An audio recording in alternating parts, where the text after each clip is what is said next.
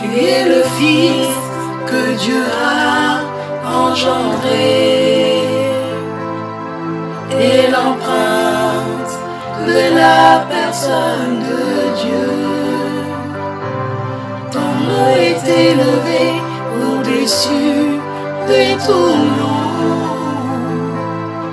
Dieu demande aux anges de t'adorer. Bien-aimés dans le Seigneur, frères et sœurs en Christ, que la grâce et la paix de notre Seigneur Jésus-Christ soient avec chacun de vous, dans vos maisons, dans vos familles. Nous sommes dans la joie de vous recevoir aujourd'hui autour de notre sujet qui est intitulé « Le Jésus de la fête de Noël n'est pas le Seigneur Jésus-Christ ». Dans le livre de Matthieu, chapitre 24, verset 45, la Bible dit ceci. « Quel est donc le serviteur fidèle et prudent que son maître a établi sur ces gens pour leur donner la nourriture au temps convenable? Ainsi, comme l'indique ce verset, notre Dieu, le Seigneur Jésus-Christ, cherche des serviteurs fidèles et prudents qui vont donner la nourriture au temps convenable aux enfants de Dieu. Il est donc important de savoir ce que le Seigneur Jésus-Christ appelle la nourriture qui convient selon les temps. Notre Seigneur Jésus-Christ revient vraiment bientôt, car tous les signes à propos de son retour sont en train de s'accomplir les uns après les autres. Prenons comme exemple les guerres dans le monde, les soulèvements des masses populaires, la famine dans le monde, la cruauté, sans oublier l'invention dans le monde de faux prophètes venus du diable, dans un seul but, celui de détourner les regards du peuple de Dieu du retour imminent de leur Seigneur, pour que ce peuple puisse rater le royaume des cieux. De nos jours, il est évident que le Seigneur Jésus-Christ revient bientôt pour établir son royaume sur cette terre pour une durée de 1000 ans. C'est au cours de cette période que le diable sera emprisonné pendant le temps du millénaire et que les morts en Christ seulement reviendront à la vie par la résurrection et ensemble avec tous les enfants de Dieu restés encore vivants seront tous enlevés pour aller à la rencontre du Seigneur Jésus-Christ dans les airs afin de régner avec lui. Voir 1 Thessaloniciens chapitre 4 verset 16 à verset 18. La Bible dit ceci. Car le Seigneur lui-même a un signal donné à la voix d'un archange et au son de la trompette de Dieu descendra du ciel et les morts en Christ ressusciteront premièrement. Verset 17. Ensuite, nous les vivants qui serons restés, nous serons tous enlevés avec eux sur des nuées, à la rencontre du Seigneur dans les airs. Et ainsi, nous serons toujours avec le Seigneur. Verset 18. Consolez-vous donc les uns les autres par ces paroles. C'est pour cette raison que le Saint-Esprit, qui est notre consolateur, veille sur le salut de nos âmes pour que nous puissions annoncer ces choses, afin que les enfants de Dieu ne soient pas emportés à tout vent par des fausses prophéties et des distractions qui sont dans les fêtes païennes du genre de Noël. Bien-aimés dans le Seigneur, c'est pour cette raison que nous allons parler en ces jours de cette prétendue fête qui a lieu chaque mois de décembre, la célébration de Noël. Que signifie Noël? Selon le dictionnaire, Noël vient du latin et signifie jour de naissance. Alors, comment cela se fait-il que certains chrétiens se donnent encore jusqu'aujourd'hui à la célébration de la naissance? Et de qui donc? Ceux qui font cela disent que c'est la naissance de Jésus. Il paraît qu'un Jésus serait né le 25 décembre. De nos jours, même les musulmans et les politiques qui n'ont rien à voir avec le nom de Jésus célèbrent Noël. Mais, et au moins, disent clairement qu'ils ne voient pas en Noël la célébration d'une fête en rapport avec le Seigneur, auquel ils ne croient même pas, et disent que c'est la fête des enfants. Ce n'est déjà pas normal d'avoir une fête en commun, du même nom et à la même date, mais qui ne soit pas définie de la même façon par tous. Il est plus évident que c'est Jésus qui est célébré ces jours-là, n'est pas notre Seigneur Jésus-Christ. Du temps des apôtres, il y avait des personnes qui s'appelaient aussi Jésus. Voir dans le livre des Colossiens chapitre 4, verset 11 qui dit ceci. Jésus, appelé justice, vous salue aussi. Ils sont du nombre des circoncis. Et le seul qui ait travaillé avec moi pour le royaume de Dieu et qui ait été pour moi une consolation. C'est tout comme de nos jours, nous voyons l'existence des personnes qui portent le nom de Messie, qui n'ont rien à voir avec le Seigneur Jésus-Christ, auquel est attaché le nom Messie, qui, dans la Bible, signifie « oint de Dieu ». Prenons l'exemple du footballeur du nom de Messi, l'idole de ses fans. Même si l'écriture n'est pas la même, mais la prononciation étant la même, ne peut être confondue avec notre véritable Messie, qui, lui, n'est pas qu'une idole et n'acceptera jamais qu'on le considère comme tel. Ainsi, il y a sûrement un Jésus qui serait né et célébrer les jours de Noël.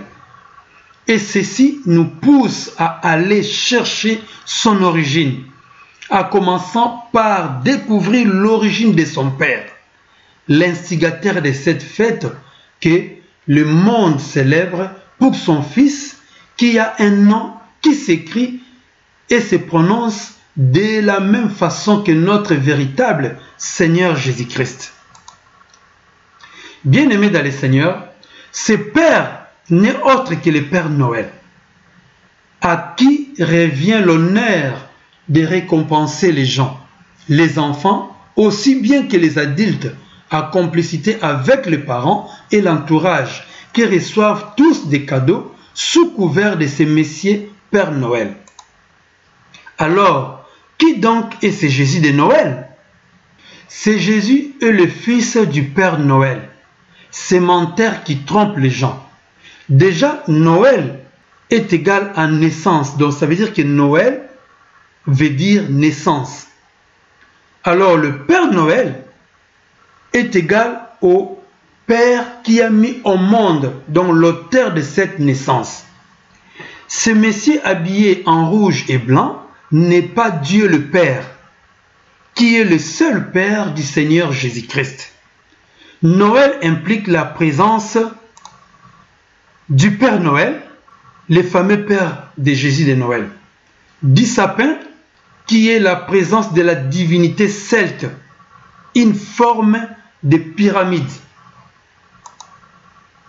le lutin, qui représente la présence des anges déchus, et de tout le reste, maçonges, guirlandes, les reines, une crèche avec un bébé en miniature, en poupée, etc. Tout ceci n'est pas la parole de Dieu, donc n'a rien à voir avec le Seigneur Jésus-Christ. Ce qui est encore grave est que le Père Noël se prend pour Dieu et le monde apprend aux enfants à lui adresser des requêtes qui sont des prières que seul Dieu peut recevoir. Bien-aimés dans le Seigneur, voici donc maintenant l'identité du Père Noël. Usurpateur, il est une idole, un faux Dieu qui se permet de recevoir des requêtes des gens et se permet de faire une trêve quand ça l'arrange contre l'injustice et la misère. Il utilise la formule « c'est Noël, tout le monde est beau, tout le monde est gentil, pour prendre la place du Christ lui-même, car les gens espèrent en ces Pères Noël, et non en Jésus-Christ, par qui nous recevons du Père tout en son nom en réalité.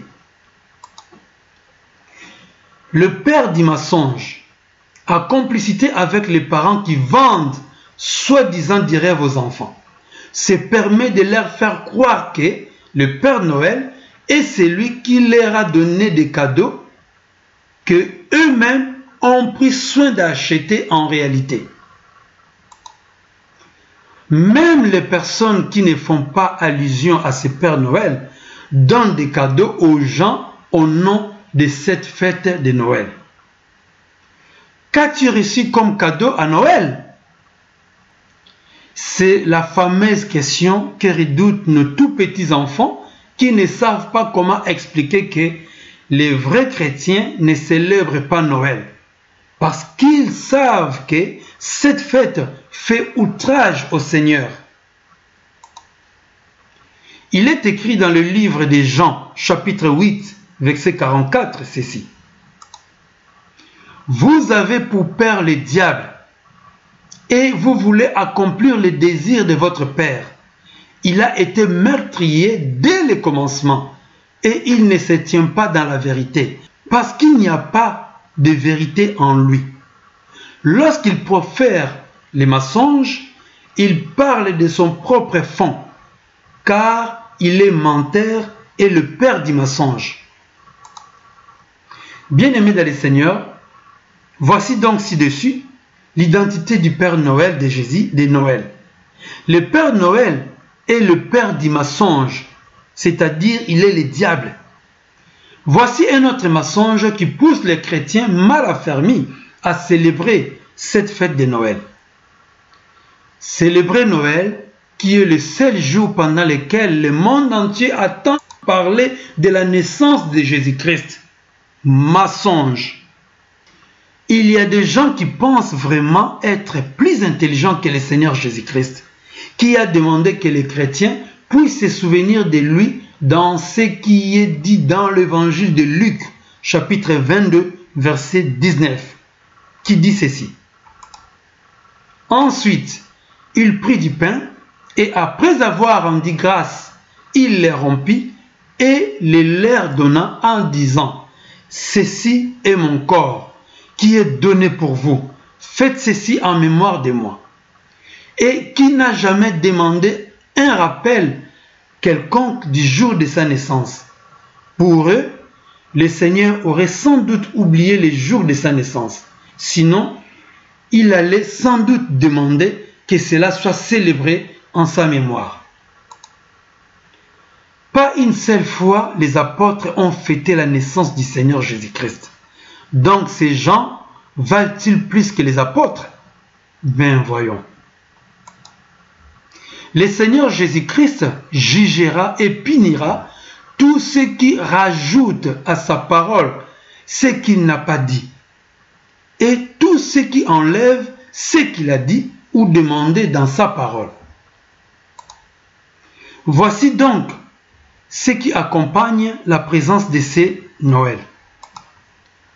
Le Père Noël, l'usurpateur et père du mensonge. La présence satanique. Il ne vient pas tout seul le Père Noël, mais il est toujours accompagné de ces anges déchis ou ces démons qui sont des lutins. Normal, c'est leur fête. Les sapins de Noël, les guirlandes, les chaussettes, les cadeaux, etc. Toutes ces choses n'ont rien à voir avec la venue sérieuse du Seigneur Jésus-Christ sur la terre et ne donnent pas la vie, contrairement au corps et au sang du Seigneur Jésus-Christ qui est la Sainte Seine. Tous ceux qui vénèrent la fête de Noël ou la naissance du fils du Père Noël vénèrent les diables donc, qui est risé et qui a mis dans une crèche un faux bébé Jésus en poupée que les gens célèbrent, oubliant que cela représente un enfant, symbole d'un esclave, selon le livre des Galates, chapitre 4, verset 1 au verset 2, qui dit ceci. Or, aussi longtemps que l'héritier est enfant, j'ai dit qu'il ne diffère en rien d'un esclave, quoiqu'il soit le maître de tout. Mais il est sous des tuteurs et des administrateurs jusqu'au temps marqué par le Père.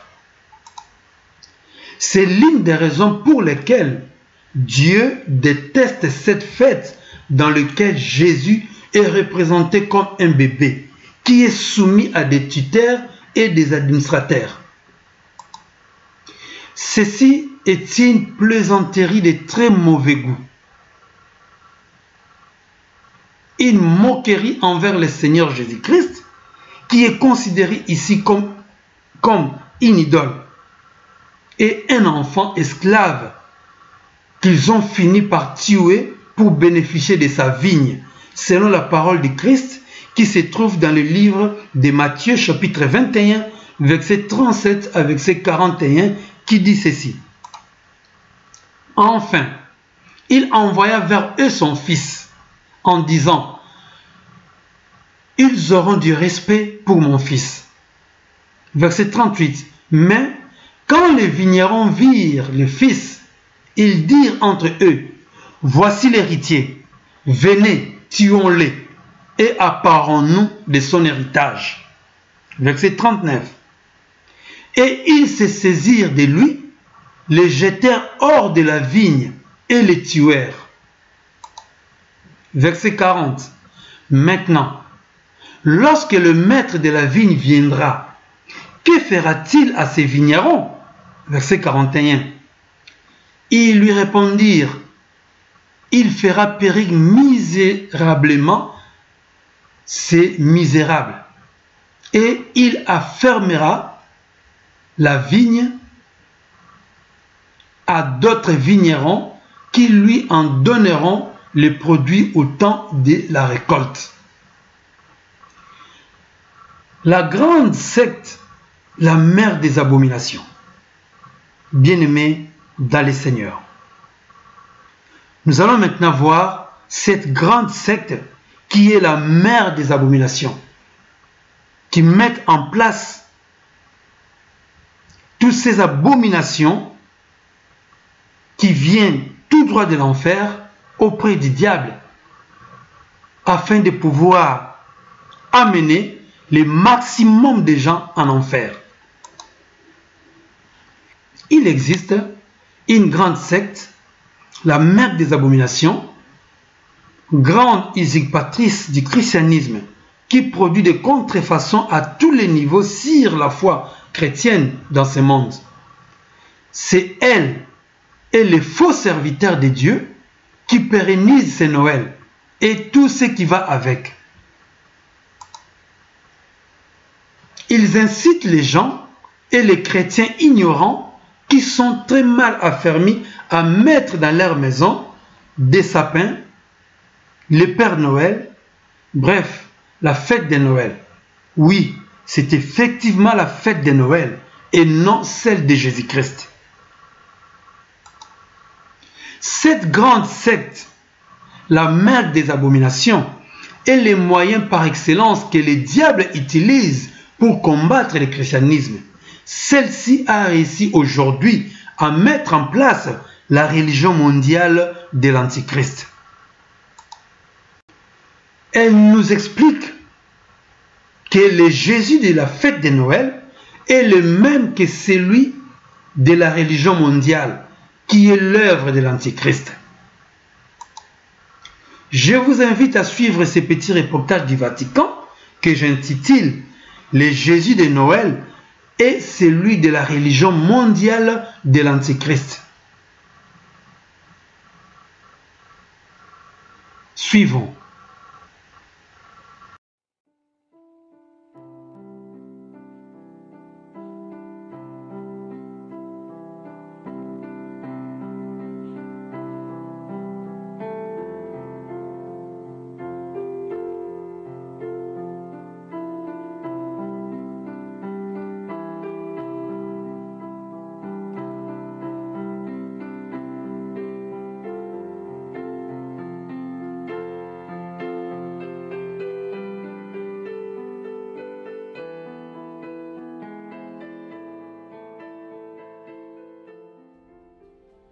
La mayor parte de los habitantes del planeta se declaran creyentes. Esto debería provocar un diálogo entre las religiones. No debemos dejar de orar por él y colaborar con quienes piensan distinto. Confío en Buda. Creo en Dios. Creo en Jesucristo. Creo en Dios, Alá. Muchos piensan distinto, sienten distinto, buscan a Dios o encuentran a Dios de diversa manera. En esta multitud, en este abanico de religiones, hay una sola certeza que tenemos para todos. Todos somos hijos de Dios. Creo en el amor. Creo en el amor. Creo en el amor. Creo en el amor. Confío en vos para difundir mi petición de este mes. Que el diálogo sincero entre hombres y mujeres de diversas religiones conlleve frutos de paz y justicia. Confío en tu oración. Cette grande secte, la mère des abominations, est le moyen par excellence que le diable utilise pour combattre le christianisme. Celle-ci a réussi aujourd'hui à mettre en place la religion mondiale de l'Antichrist.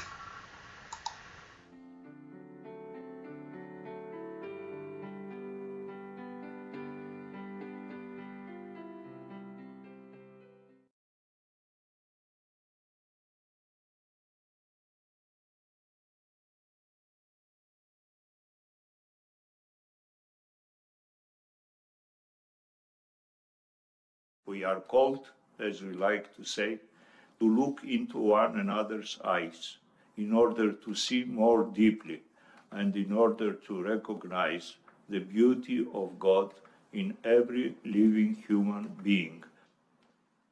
Our advice is to make friends to followers of all religions. Muy importante porque mi vida religiosa se enriqueció con explicaciones de él. Se enriqueció muchísimo, ¿no? Y supongo que también algunas mías, ¿no? Bueno. Fue nuestra vocación religiosa la que propició el que nos encontremos en la vida.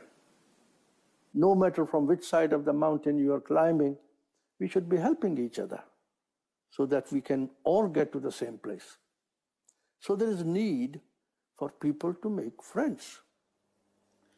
وألا نبحث عن أوجه الخلافات التي تختص بكل طائفة عن الأخرى. Personal contact, personal friendship.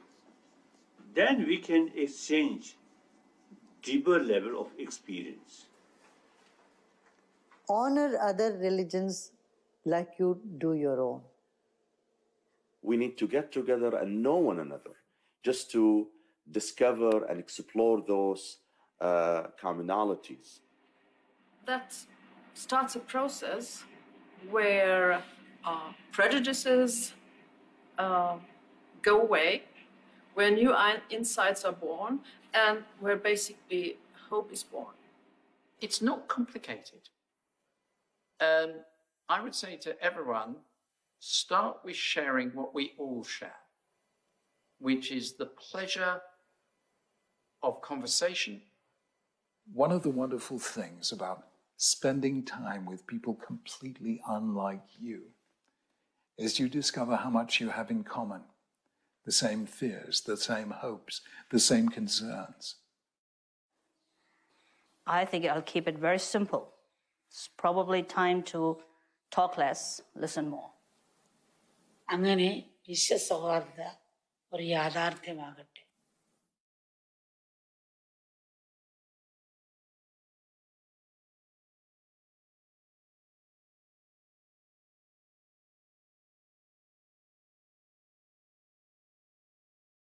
Muy importante porque mi vida religiosa se enriqueció con explicaciones de él. Se enriqueció muchísimo, ¿no? Y supongo que también algunas mías, ¿no? Bueno.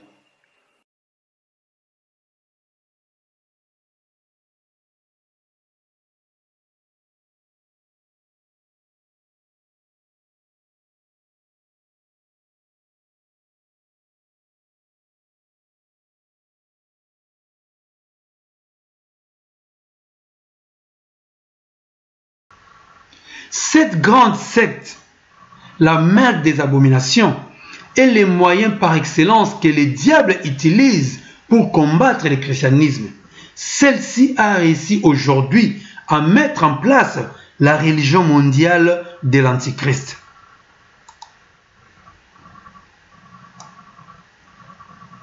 La même secte des abominations est la seule capable qui peut nous fournir des explications concernant la vraie origine de l'arbre du sapin par l'intermédiaire d'un journaliste du Vatican. Je vous invite encore à suivre ce petit reportage que j'intitule « Les sapins, présence de la divinité celte dans vos maisons à travers cette fête de Noël pour commencer le nouvel an avec le diable. » C'est ça le titre, le sujet que j'ai intitulé ce petit reportage fait par les journalistes du Vatican. Suivons, mes bien-aimés.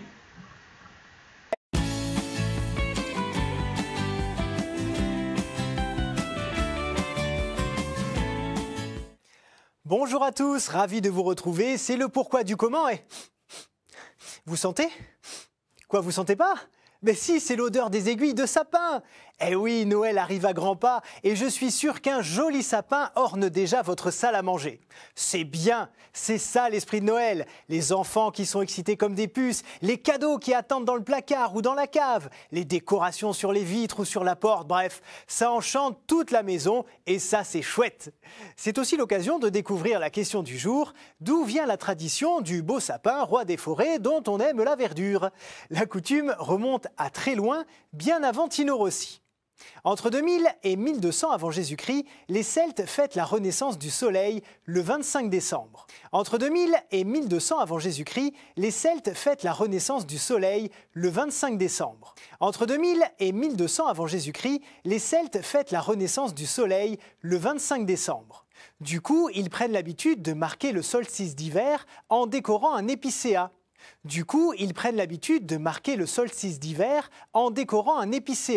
Arbre symbole de la vie. Ils y suspendent des offrandes pour les dieux qui sont des fruits, du blé et des fleurs. Ils y suspendent des offrandes pour les dieux qui sont des fruits, du blé et des fleurs. Ils y suspendent des offrandes pour les dieux qui sont des fruits, du blé et des fleurs. Bien plus tard, au XIe siècle, l'Église, qui se méfiait de ces coutumes païennes, décide de les christianiser.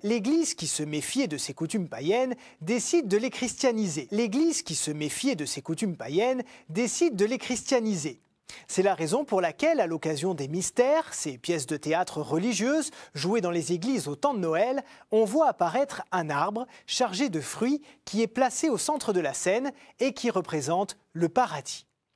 Mais la tradition du sapin est réellement apparue en Europe en 1546. Pour la France, c'est en Alsace qu'on en retrouve les premières traces, notamment lorsque la ville de Sélestat autorise officiellement à couper des arbres pendant la période de Noël. Pour les décorer, on y accroche des pommes rouges, le fruit défendu qui fait écho à Adam et Ève, ainsi que des confiseries. Pour les décorer, on y accroche des pommes rouges, le fruit défendu qui fait écho à Adam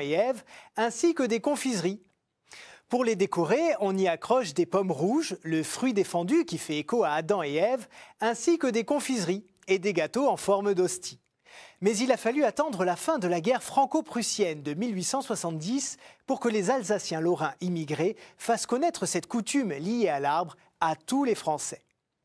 D'ailleurs, un proverbe de l'époque disait « Là où il y a une famille alsacienne, il y a un sapin de Noël ». C'est pour dire si c'est une institution là-bas. Côté déco, on peut se demander pourquoi on est passé des fruits aux boules de verre. Eh bien, pour comprendre, retour en 1858. Cette année-là, une grande sécheresse, suivie d'un hiver très rude, ont privé les Vosges du Nord de tous leurs fruits.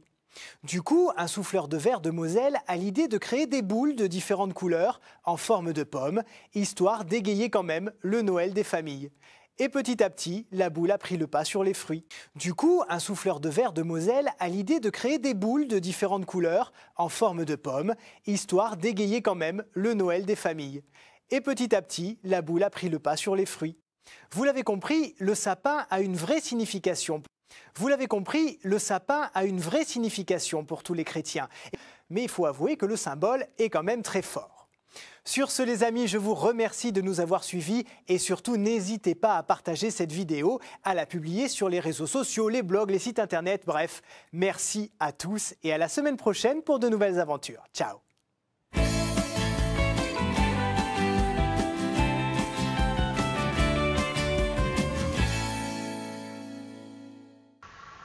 Cette grande secte, la mère des abominations, est le moyen par excellence que les diables utilisent pour combattre le christianisme. Celle-ci a réussi aujourd'hui à mettre en place la religion mondiale de l'Antichrist.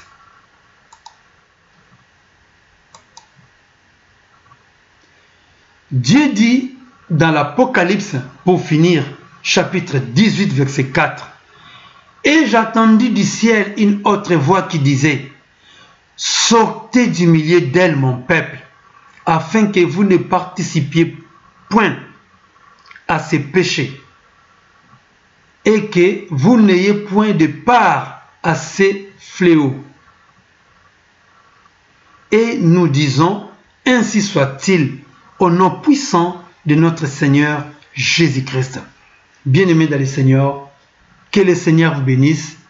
C'était le message que Dieu nous avait donné à nous tous, les vrais enfants de Dieu, afin de sortir de cette grande secte, de sortir de cette religion mondiale, de sortir de cette piège du diable que le diable a tendu dans le monde entier afin d'emmener le maximum de gens en enfer. La vérité, c'est Jésus-Christ. Ainsi, la chaîne de la télévision chrétienne, la révélation de Jésus-Christ, vous dit que le Seigneur Jésus-Christ vous bénisse.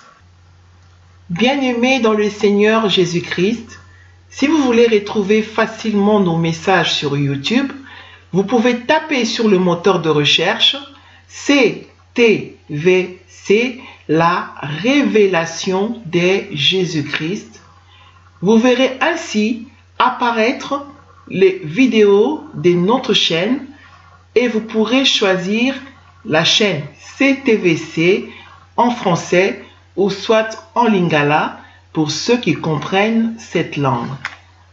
Vous pouvez aussi vous abonner gratuitement en cliquant ici, afin de recevoir automatiquement un signal d'alerte vous indiquant la mise en ligne d'une nouvelle vidéo.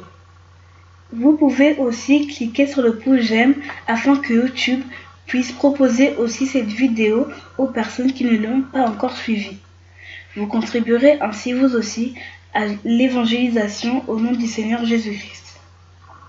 Bien-aimés dans le Seigneur, nous ne faisons pas l'œuvre de Dieu dans le but d'obtenir de l'argent.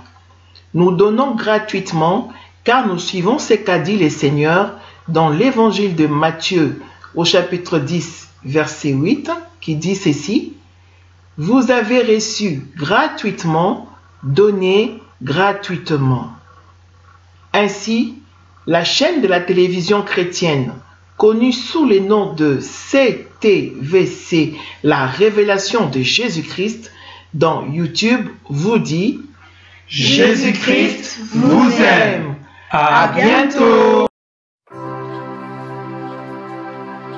Tu es le Fils que Dieu a engendré et l'empreinte de la personne de Dieu. Ton nom est élevé au-dessus de tout nom. Dieu demande aux anges de t'adorer.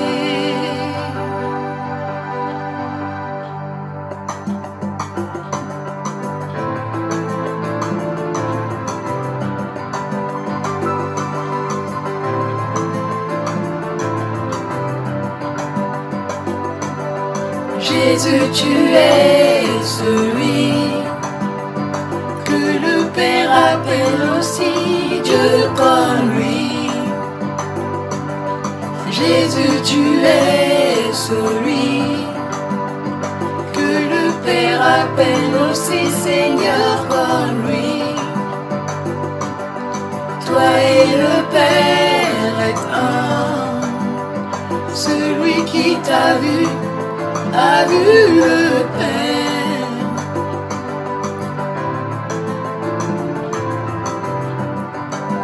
Par toi, Dieu nous parle aujourd'hui. Tu es le reflet de la gloire de Dieu.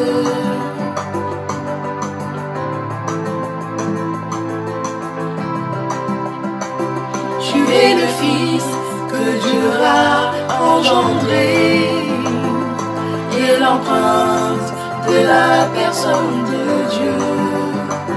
Ton nom est élevé au-dessus de tout nom. Dieu demande aux anges de t'adorer. L'héritier de toutes choses, tu nous as lavé de nos péchés.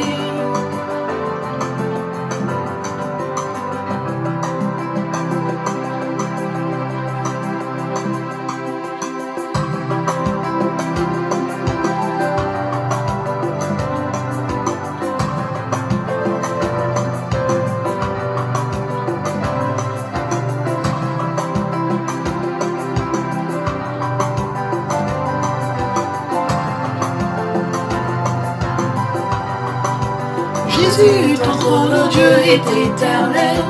Ton règne durera toujours. Ta parole puissante soutient le monde. Tu traites ton peuple avec justice. Jésus, tu aimes ce qui est juste. Tu détestes tout ce qui est mal.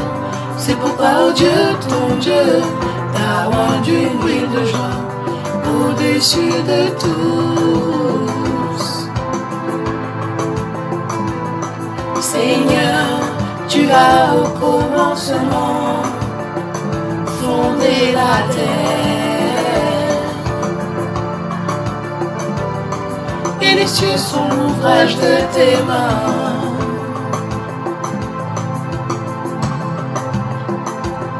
Seigneur, tu as au commencement fondé la terre,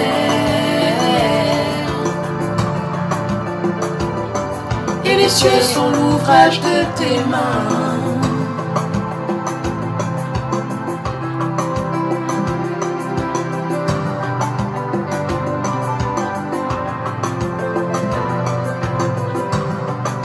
Le ciel et la terre passeront, ils s'useront et seront remplacés, mais toi tu restes toujours le même, et ta vie ne finira jamais.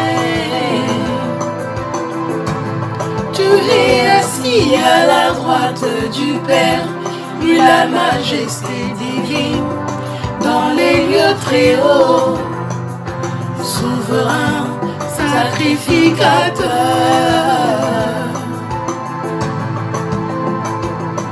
Seigneur, tu as au commencement fondé la terre, et les cieux sont l'ouvrage de tes mains.